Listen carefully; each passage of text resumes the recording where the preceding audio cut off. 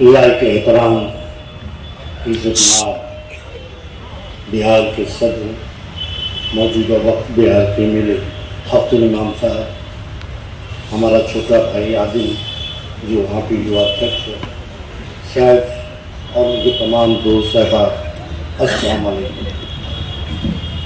सुबह से मैं 8 बजे से अब्दुल इमाम के साथ में कभी तुलसीवाड़ी, कभी धरावी, ऐसे मुख्तलिफ इलाकों में जाकर यहाँ पर पहुँचा हूँ। मेरी तो एनर्जी ख़त्म हो गई, लेकिन अब्दुल इमाम की एनर्जी भी बरकरार है। मैं इनको मुबारकबाद देता हूँ। लगता है जिसने मेरे भाई ने कहा फैयाज अहमद अंकल, तो वाकई भैया मैं अंकल हो गया हूँ। आप ही ने कहा कि फैयाज अंकल आ रहे हैं, लगता है जाहिर रखने से तुम अंकल हमको तकमा दे दिए। कोई बात नहीं बेटा, अंकल भी चमत्कार दिखाएगा इंशाअल्लाह वक्त है। दोस्तों, ये दूसरा चुनाव है। इससे पहले चुनाव हुआ था बिहार में, तो सीमांचल हम लोग गए थे। 20 सीटें लड़ी थी, 19 सीटें लड़ी थी हम लोगों ने। बंबई शहर का मैं जिम्मेदार था। मैंने वहाँ पर जहाँ जहाँ पर लोग सीमांचल के लोग थे, जैसे वाशी मार्केट वहाँ थे, गोविंदी में थे, धरावी में थे, तुलसीवाड़ी में थे, ऐसे मुख्तलिफ इलाकों में हमारे सीमांचल के लोग बसे रोजगार थे। उसमें मैंने देखा तो दिहाड़ी मजदूर होते तो सर पे बोझा ढोकर बिल्डिंग तामीर करते हैं, हमारे घर को फूड पहुंचाते हैं।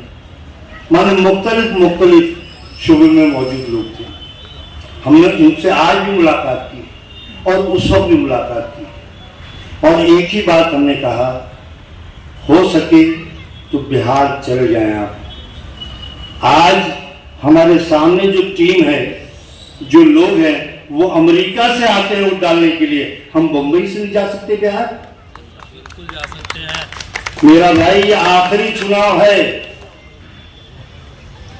इसके बाद चुनाव होगा या नहीं होगा उसकी कोई गारंटी नहीं है।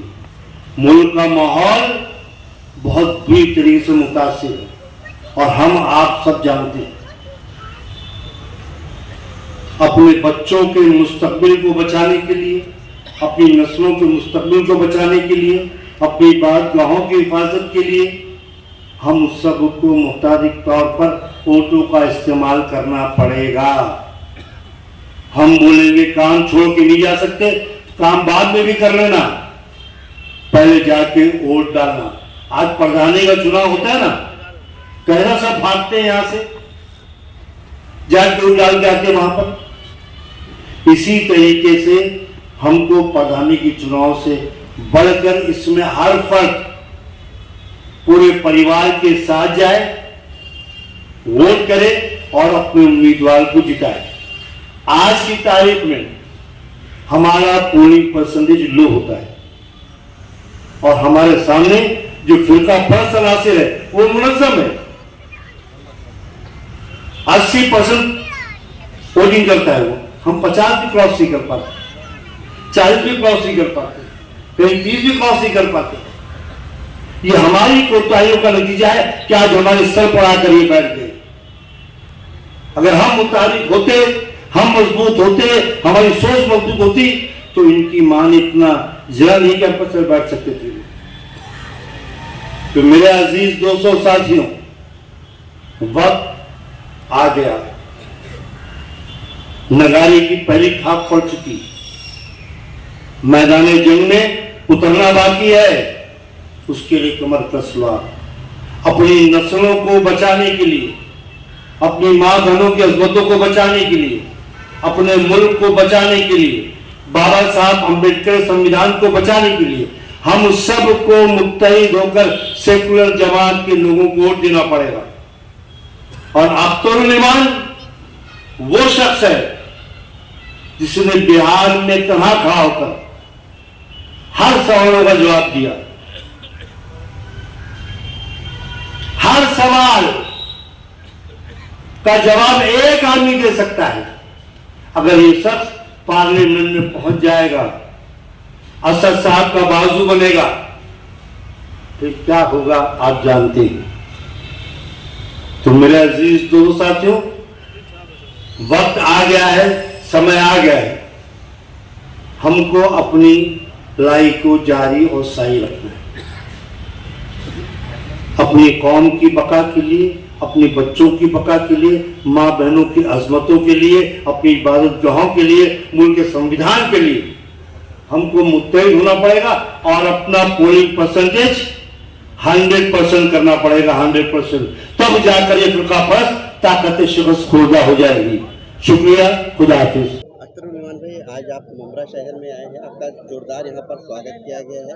खास तौर पर बताया जा रहा है कि आप जो बिहार के लोग रहते हैं यहाँ पर, उनसे मुलाकात करने के लिए आए थे और आपने कई जगह पर मुलाकात भी की मुंबई शहर में। तो मिला जुला कर क्या बातचीत हुई? भाई, हमारा बिहार गरीब है, यही वजह है कि रोजगार के लिए नौजवानों की एक बड़ी तादाद इस शहर में रहती है, इसलिए उनसे गुजारिश करने आया था।